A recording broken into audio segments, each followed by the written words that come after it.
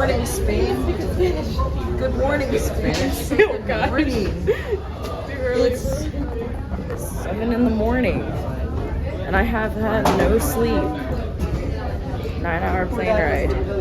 Let's go. July 1st, 2023. I'm on a plane right now. My head is a little dizzy. I'm a little sleepy, but overall, I'm spectating just how much of a body that I really am. How I can comprehend signals like the pressure change in my head during the liftoff, or even the fact that I'm hungry. But everyone is so different. We all felt the pressure change in our own way. And the girl to my right told me that she isn't sure how to pop her ears. I don't like to make assumptions of people. Perhaps that's why I'm so hesitant to fully open up. I never want to seem arrogant. I find that I'm more intrigued with the underdogs of humanity, the oddballs, and that can be quite a slippery slope. I believe that we are meant to experience the world. I set these odd limitations around what I think, often circling into this nervous headspace of what-ifs. I feel like I neglect the spirit of the universe when my brain becomes too wrapped in what I fear. We can't always just rationally be sure of ourselves. The things we fear have certain limitations. I can't allow myself to hide away and fear a lack of security. And when it comes to love, we turn arrogant when we fear rejection. Some of Morocco is impoverished. It seems as though the more impoverished areas are just a lot more intimate. They make you a lot more human. There's tons of people who sit in the shade along the streets here, for no particular reason I suspect other than the heat, but people here seem a lot more intimate. Everyone who is sitting on the side of the road just seems to be talking deeply. Living in a country where man touching man is either black or white, it's either gay or straight, the men here are just affectionate with each other. I find myself just quietly spectating the life around me. Also, a cat jumped on the window of the restaurant and I wanted to feed it, but I was told no. July 3rd, 2023. Fuck, I'm tired. I tell you the temperature, but no phone connection. I feel bad talking English to the locals, and just remembering to say thank you in their language is hard. After a flight from Pensacola to Miami, 9 hours of Miami to Spain, Spain to Morocco, and a 3-hour bus ride, we take all of our luggage up this hill. I want to develop a better understanding of some of the customs here. I feel like an intruder. Every time I think I see another American, they start speaking Spanish or some other language that I don't recognize. I mean, there's some Americans, but not many. I'm trying to feel comfortable with being entirely out of my comfort zone. I feel completely detached from my body and detached from a world that I thought I knew. Pictures really serve no justice in a country like this, and watching people makes me so curious towards their mind and their beliefs. The food isn't bad, it's just different. I think my mind has been so attached to back home, I feel extremely sheltered. They have running fresh water issues in most parts of Africa, so much so that people are trying to migrate to Northern Europe. Everyone has been super empathetic to my adjustment. I've blamed the fact that I'm tired, but I hate to admit that I'm really just homesick, and I have to be strong, and I know I have to adjust. I thought being independent made me strong, but love makes me stronger. I've got to realize what love for everyone is like, even outside of my home. Some of the things that I learned are that the Jews and the Muslim are closely related, and they are at peace with one another. The color of blue repels insects from their open windows, and the foundation of the Blue City was built in like 1540 to 1560. The color blue of this city is a holy Jewish color. They enter rooms and homes with their right foot. They exit with their left. And I've been saying salam to a bunch of locals. It means hello. The people here may not be rich, but they live a very rich life. They are creative, innovative. They spend a lot of time working to survive, but also hold high value to their spiritual practice and prayer. The more I indulge into the city of blue, the less I think about home. Opening my perception up to learning has made me less fearful of what I'm attached to, and more explorative with the things that I have to learn. Learning a new language is hard. Not even fluently. just trying to remember short terms.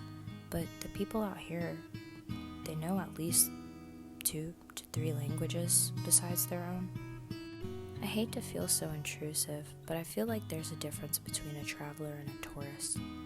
A tourist takes pictures. A tourist wants pictures for their Instagram. But a traveler, they want to indulge in the culture and the language.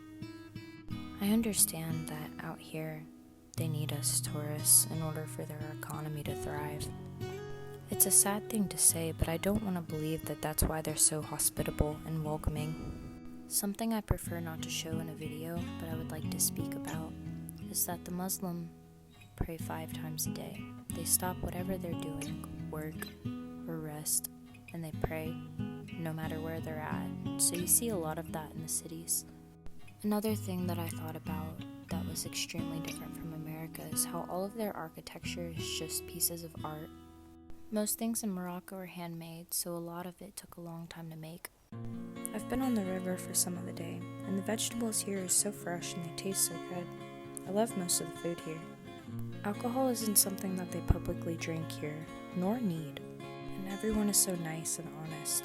I slipped on a rock today, and a gentleman grabbed my arm just before I could fall. Dry heat isn't terrible. I hiked all day and somehow my energy isn't even drained fully. I think their secret is Moroccan coffee.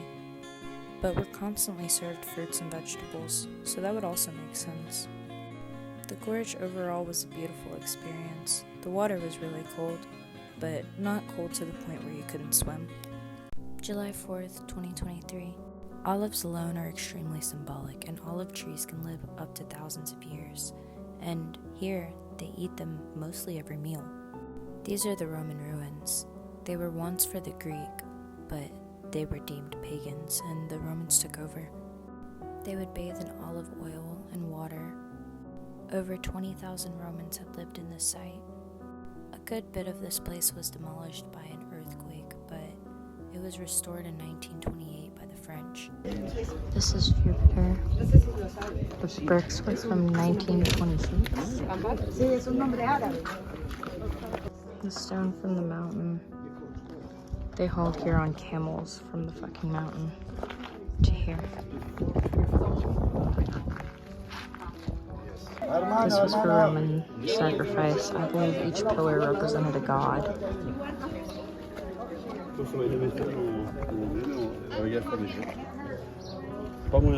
Walking on an ancient site is hard to process because you don't really think about the fact that the stones that you're observing are thousands of years old. From this point out, we traveled to Fez, the oldest city in Morocco, founded in 808. I didn't know much about the Muslim culture, but it's not really what America makes it out to be, and you have to learn about it in order to actually know the truth. Muslim is one of the oldest religions. They do not personify God, yet instead they use intuition-based geometrical figures that they derived from ancient mathematics. The Jewish and the Hindus as well were some more of the older religions. To Muslim, Allah is God, and Muhammad is their prophet. The Muslim culture believes in all prophets, and they lived a very disciplined life. I'm realizing all countries are the same. Just like Morocco has cities that are more exquisite, it also has cities that are struck with poverty, and there's also the rural-urban conflict everywhere. Regardless of where you're located, though, the rich are the rich, and the poor, well, they're the poor. And with the social hierarchy, it's hard to really escape that. There's a lot you can learn in the city of Fez. We went to a really beautiful ceramic shop. Up and down the Medina, there are so many different colors, so many different foods, so many different spices. All around the city you can find all sorts of animals. There's the traditional music being played and they swing this tassel upon their hat. And the architecture just about anywhere in Morocco is something that I probably admire the most. Hi, it's Lee from the future, looking rough because I am jet lagged. I just got back in town last night, so I spent today just kind of slowing down and everything, but I wanted to talk about the layout of these videos and how I'm going to post them. The first couple of videos was probably the first 5 days, the first few cities that we traveled upon, and I'm gonna keep uploading videos of the 14 days that I was out of the country. And it gets a lot more intimate over the time. I talk more about what's going on in my inner world and the relationships that I was building and what I was learning about the realities of certain aspects of the way they lived and the hardships that I faced. Also, towards the end of the videos, I get stuck in Spain. So, stay tuned.